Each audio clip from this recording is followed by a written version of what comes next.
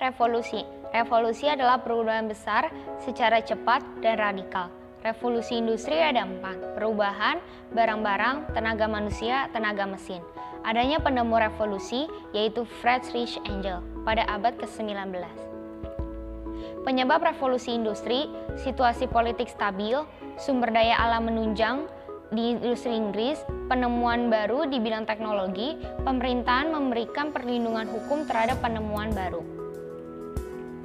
Dampak revolusi industri bagi perekonomian, barang melimpah dan harga murah, perusahaan kecil gulung tikar, perdagangan makin berkembang, transportasi makin lancar. Dampak revolusi industri di bidang sosial, berkembangnya urbanisasi, upah buruh rendah, munculnya golongan pengusaha dan golongan buruh, adanya kesenjangan antara majikan dan buruh, munculnya revolusi sosial, yaitu Reform Bill pada tahun 1832, buruh mendapatkan hak perwalian dan parlemen. Victory Act pada tahun 1833, buruh mendapat jaminan sosial serta pelarangan tenaga kerja anak di area tambang. Poor Law Act pada tahun 1834, pusat penampungan rakyat miskin.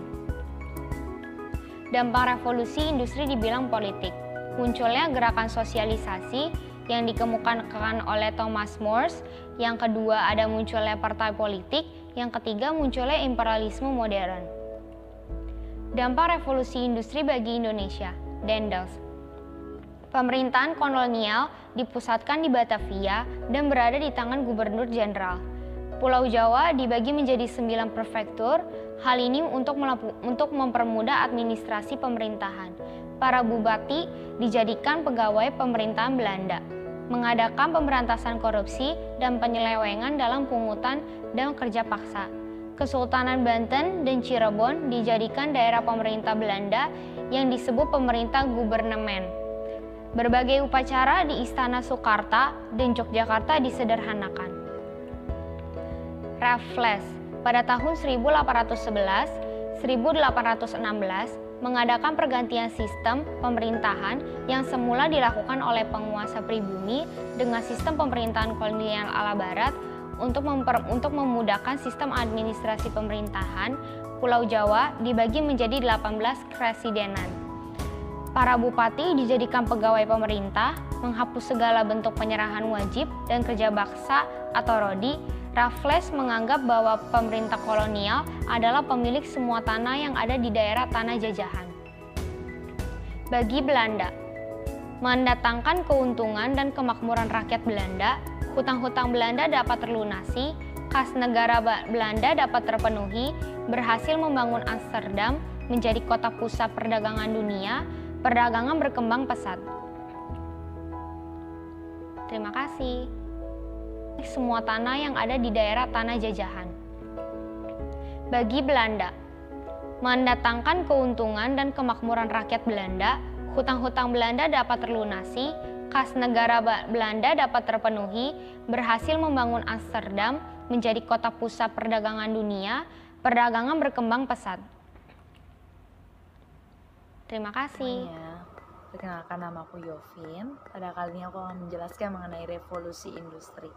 Revolusi industri terjadi pada periode 1750 sampai 1850, di mana terjadinya perubahan besar-besaran pada bidang teknologi, pertanian, pertambangan, manufaktur, dan transportasi, serta membawa dampak yang sangat besar bagi kondisi ekonomi, sosial, dan budaya di dunia.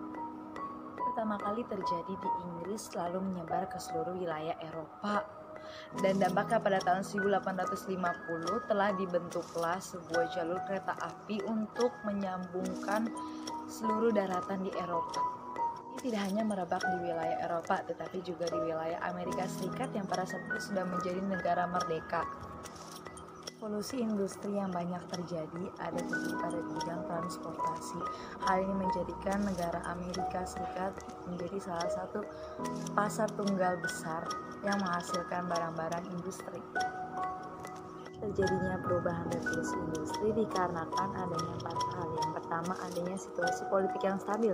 Situasi politik yang stabil dapat membantu suatu negara untuk menghadapi suatu perubahan. Kedua, yaitu Inggris memiliki banyak bahan tambang. Oleh sebab itu masyarakat Inggris menggunakan bahan tersebut untuk melakukan revolusi industri. Adanya penemuan baru di bidang teknologi, salah satunya adalah penemuan listrik. Kali ini dapat mendorong terjadinya perubahan revolusi industri. Yang keempat, adanya urbanisasi besar-besaran yang dikarenakan terjadinya perubahan agraria di pedesaan. Dan dari desa ke kota dikarenakan adanya penertiban kepemilikan tanah-tanah pertanian yang di bawah penguasaan kaum bangsawan. Kita mulai masuk pada dampak revolusi industri yang benar-benar terasa ya. Adanya munculnya industri besar-besaran. Hal ini contohnya seperti industri tekstil, industri pertanian, pabrik-pabrik ataupun semacamnya itu sangat merebak pada masa itu. Barang kebutuhan menjadi murah. Ini dikarenakan adanya pemasaran yang terlalu besar-besaran sehingga dapat dimiliki oleh segala kalangan, maka barang-barang tersebut menjadi sangat murah. Adanya dorongan kapitalis untuk melakukan imperialisme modern, yaitu adanya dorongan rasa tidak pernah puas sehingga ingin menjalankan atau memajukan revolusi industri sehingga membutuhkan banyak bahan mentah dan juga lahan yang lebih luas. Revolusi industri bagi Indonesia. Peristiwa ini baru mulai terjadi pada saat masa Raffles, di mana adanya kebijakan Raffles kepada masyarakat Indonesia yaitu diberi kebebasan untuk menanam tanaman apapun. Hal ini pun dimanfaatkan oleh Belanda untuk mendapatkan keuntungan sebesar-besarnya. Namun pada akhirnya Belanda sendiri yang mematahkan atau menutup kebijakan ini. Industri baru benar-benar terjadi pada Indonesia pada tahun 1870, yaitu pada ekonomi terbuka, di mana adanya memungkinkan bagi investor asing masuk ke wilayah Indonesia untuk menjalankan pabrik atau perkebunan, dan teknologi diterapkan pada pabrik-pabrik untuk menekan harga produksi. Sekian video dari saya Yovin Indani mengucapkan terima kasih.